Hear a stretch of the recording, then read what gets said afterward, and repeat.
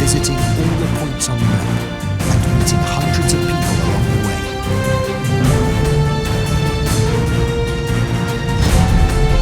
I'm going to take you on a journey through 5 major areas of life in modern China. The political system, the economy, science and innovation, ecology, and people's livelihood. Let's discover a China on Earth.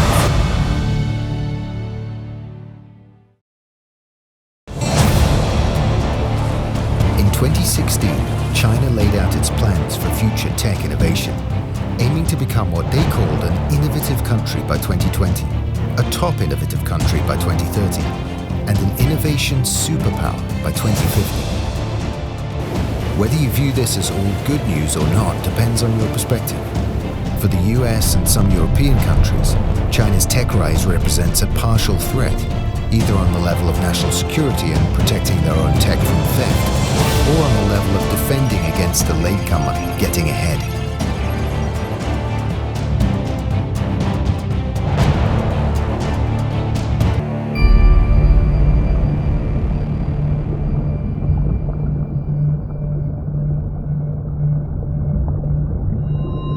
The Mariana Trench is the deepest area of ocean known to humankind. On the 10th of November 2020, some new guests arrived, joining the flatfish and shrimp who call it home. Fundogger, a deep-sea submersible made in China and manned by Chinese scientists, dived to a depth of 10,909 meters. Less people have been here than have flown to the moon. China is one of only a handful of countries that have made it into the Mariana Trench, and it's achieved it in record time. From project launch to successful dive took just 5 years.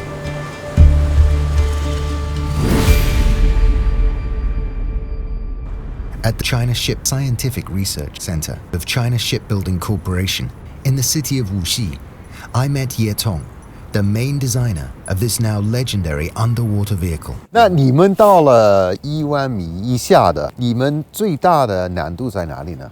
我们要做一个尽量大的、有承受压力的这样的一个壳子，因为深度大了以后呢，球形是最好的耐压结构。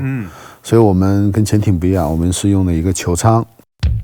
The design and engineering team, led by Ye Tong, has achieved a series of technological breakthroughs in buoyancy material development and processing, as well as acoustic communication and positioning, without which a dive to close to 11,000 meters would be difficult.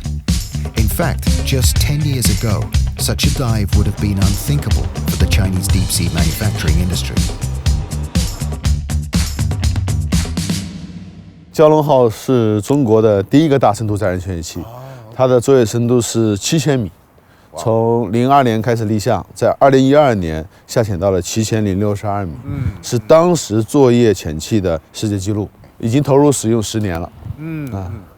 这个是深海勇士，作业深度呢最大是4500米，我们花了8年的时间。在国内设计、制造、测试它，现在它也投入了使用，每年有100次的下潜，非常的频繁。这个就是我们Fundogger。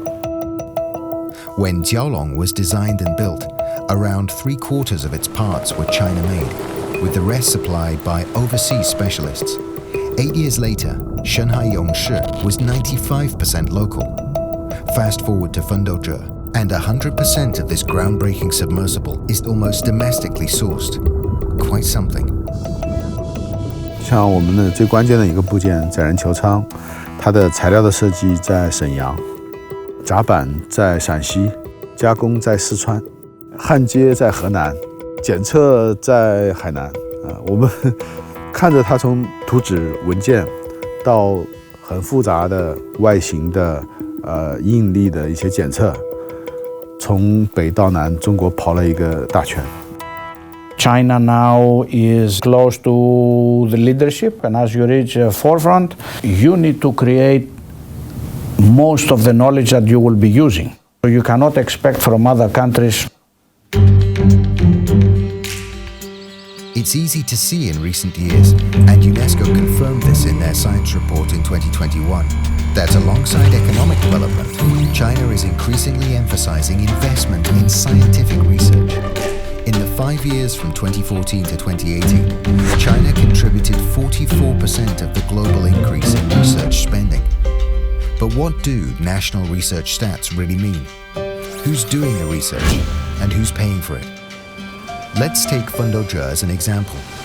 The project was led by the China Ship Scientific Research Center, China Shipbuilding Corporation, but they were joined by 30 or so research institutions and universities, 60 enterprises, and nearly 1,000 researchers.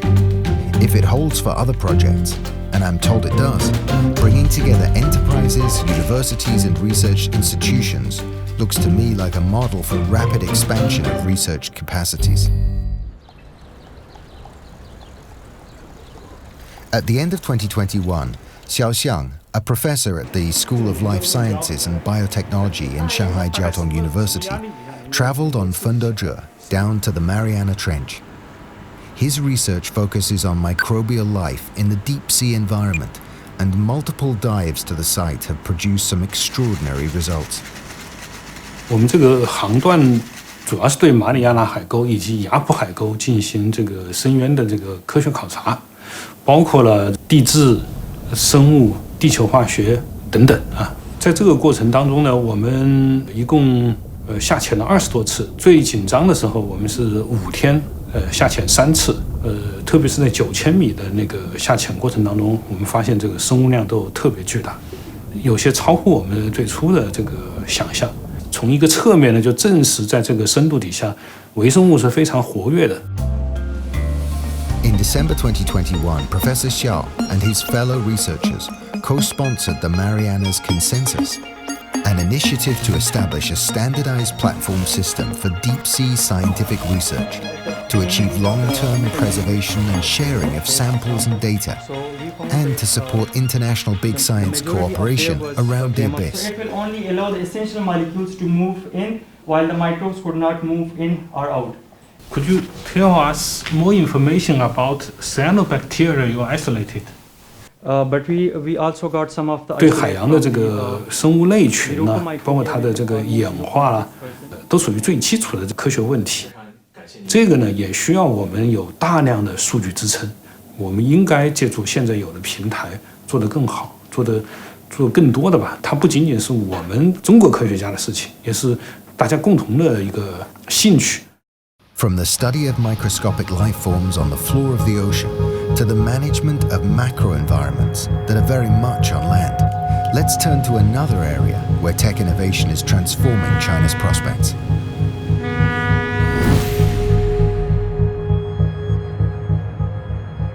This is Shanghai, international metropolis and China's largest economic center, and my home for the last 2 decades. Over 25 million people live here with me. Numbers here get a little crazy. The city has over 5,000 kilometers of roadway. Public transportation carries more than 14 million people per day. And it manages this with the help of some remarkable technology. So remarkable that in 2020, Shanghai took the title World Smart City at the annual Smart City Expo, World Congress in Barcelona. And the City Award 2020 is for Shanghai. The first time a Chinese city has won. But just how smart is this city of ours? Jin Bo-wen lives in Songjiang district in southwest Shanghai and needs to commute 50 kilometers every day to his job in the city center. The city's extensive metro network is the obvious choice for his commute. I'm down here too most days. 你好，你好，你好，你好，走，好，我们一起走。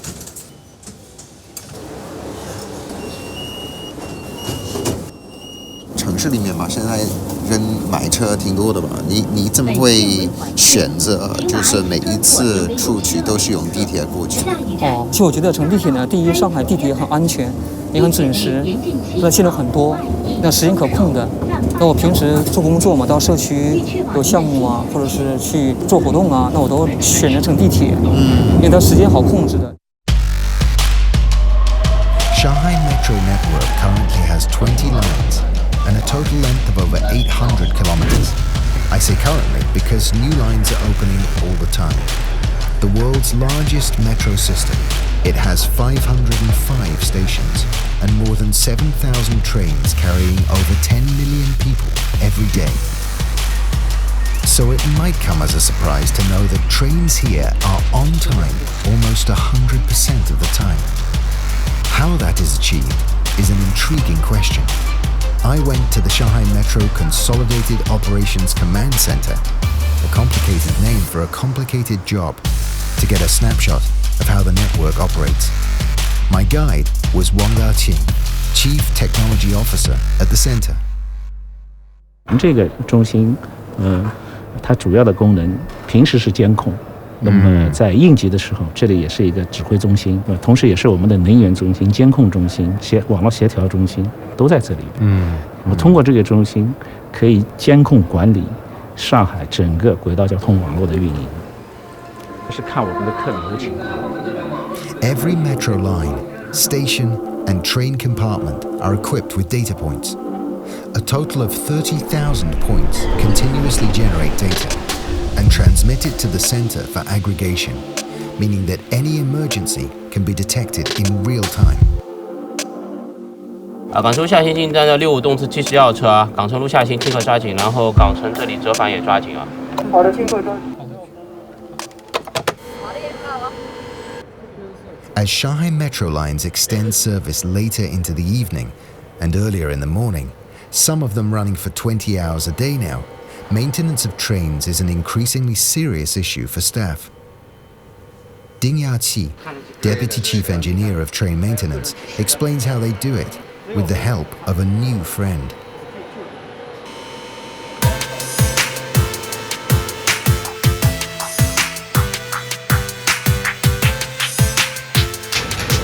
那我们看到这个机器人呢，它是代替人来做一些常规的检查工作。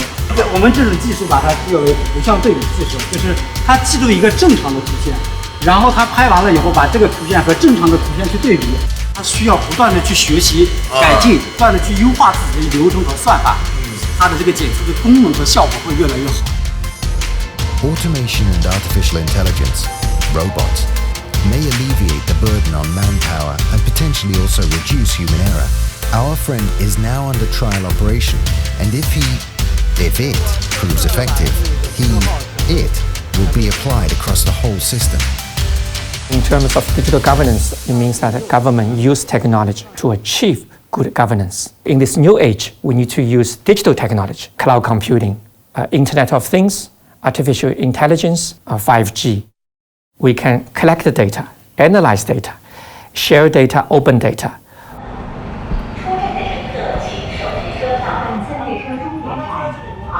Shanghai has one of the most automated metro systems in the world. And with an app, I can find out where to queue for the least crowded carriage. There are other apps that tell me how long till my bus arrives. I get typhoon warnings on my phone before the high winds hit the city and can trace back to the farm where the food on my table comes from. Apps like these rely on the kind of data collected by the Shanghai Urban Operation Management Center, the brain of the megacity's digital governance. I met Xu Huili, Deputy Secretary General of Shanghai Municipal People's Government, to find out how it works. 这是我们上海的叫气象的精细化管理系统，它现在可以对上海6000多平方公里啊，每1到3平方公里这样一个小区块，每5分钟精准预报一次。哇，那为什么这里屏上刚刚出来这个红色的呢？就是你现在看到这个系统呢，是我们整个城市的高速路和所有的桥和隧道的实时动态的运营管理系统。你看到了红颜色是什么呢？在我们上海的 G1503交环，它出了一个抛锚的事故。你看我们的道路巡视车正在赶过去，现在距离它12.3公里，还没到，还需要15分钟。它刚刚接报了抛锚。The upsides are obvious, especially for anyone involved in managing the city in real time.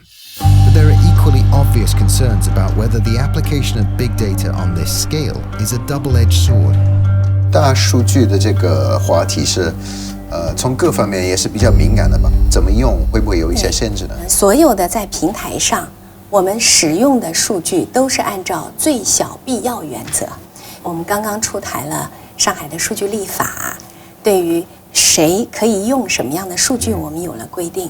第二个呢，我们对于这个涉及到隐私的数据的，从保存到共享到交换，以及到进入到应用，我们有一套非常完备的一套这个审批和管理的流程。Whatever worries there may be, it does appear that the future of China is digital. In the government's 14th five-year plan, the words digitalization and data appear dozens of times. And in the coming 5 years, the country aims to increase the proportion of digital industries as a proportion of GDP from 7.5% to 10%. They talk about constructing a digital government to serve the digital society via digital technologies. My next stop on this journey takes me to the forefront of medical tech. The human brain is made up of around 100 billion nerve cells, neurons. To complete moves as simple as walking and sitting, several million neurons are activated at the same time. But when the brain goes wrong, its sheer complexity makes fixes hard to achieve, and science has struggled to make significant advances in treatment. 现在世界的社会负担最严重就是脑疾病，更严重的问题是我们没有药。假如诊断跟治疗上面没有很大的进展的话呢，我们将来20年之后，我们的医疗系统要崩溃的。全世界都是这样的情况。One of the most common serious neurological diseases is epilepsy, and it affects almost 10 million people in China. For 30% of patients, medicines are ineffective at keeping it under control. 15-year-old Zhang is one of them. His epilepsy symptoms started 5 years ago. Today, Zhang is being taken by his father to see a doctor at the second affiliated hospital, Zhejiang University School of Medicine.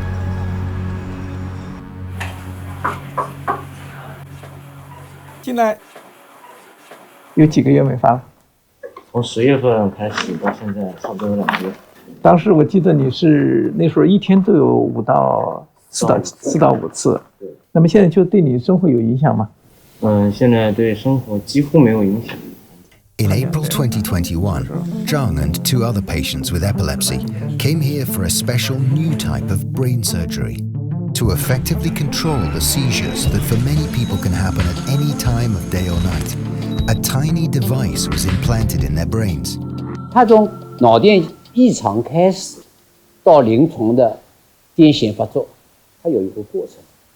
就像我们地震，在异常脑电起来，我们预警到，那么我们及时给它一个，也是一个电，以电来拮抗电，把它抑制掉了，就相当于我们讲的说给它安装一个反导系统。Professor Zhang Jianming, chair of neurosurgery at the hospital, is the head of Zhejiang University's Brain-Computer Interface, BCI, Clinical Translation Research Team. He's been working on the practical application of BCI since 2010. This closed-loop nerve stimulator was developed by Professor Zhang and his team. Though implanted inside the skull itself, it can be charged wirelessly and transmits the brainwave data via Bluetooth. 这个主机是我们自主研发，具有我们自主知识产权的一套设备。国际上面同类的产品，除了美国的，我们应该说是第2家。There are around 24 million people with physical disabilities in China, according to the China Disabled Persons Federation, accounting for 1/3 of the global sum. BCI technology opens up the prospect of being able to deliver life-changing advances in mobility to more of them. In 2018, Gu Yue graduated from college, hoping to start a career in finance. But a work-related injury on the family farm set him on a new path. 你可以说一下你那个时候的感觉是什么样子的？就那第一次体验，然后就把我震撼到了。我就发现原来真的有这样的一个东西，以前一直找不着，就有一种感觉就是什么，我手回来了，我能够有机会就是控制它，像控制自己手一样。我觉得我能够像恢复到以前一样。Bionic Hands are another payoff of BCI technology. This one was listed by Time magazine as one of the 100 best inventions of 2019. Wow. Can you show me how it works? So this is like the neural signal and muscle signal sensing device. Okay. And I'll put it on your forearms. Okay. And I'll do some very simple training. And with about 1 minute's training, and you can start to control this. Okay. So maybe you can do a fist. And also release. And so basically the algorithm and the sensors, are learning, what you are thinking, how to move each individual finger. And I can see in the background, there's kind of the matrix happening here. Yeah, there are millions of calculations, per second under the system. New technology has always been at the heart of emerging industries, right back to Europe's Industrial Revolution, and earlier still with the invention of the printing press. This latest burst of Chinese innovation in the spheres of big data analysis and brain science are set to change the future of our cities and perhaps even the ways we connect our minds and bodies. According to the National Bureau of Statistics, China's spending on research and development in 2020 accounted for 2.4% of its GDP, and the number of scientific researchers here has ranked first in the world for the last 8 years. Whatever our own dreams for the future of technology, it's clear that China is set to play a major role. It's not only about young people and rich people. It's also about vulnerable groups, elderly people, disabled people, and women, children. China will be able to lift its technology positions and will have a better communication and exchange with the whole world. Now you give incentives and you let people to imagine stuff, because innovation is not ordered from the top. Innovation happens bottom up. China has to go through a cultural change to enable innovation to work and to enable the brightest and the most aggressive and the most enthusiastic, the entrepreneurs, to have those ideas. The world is experiencing Chinese innovation for the first time and having to face up to it. Between US and China, they have to find a way to live together, condemned to coexist,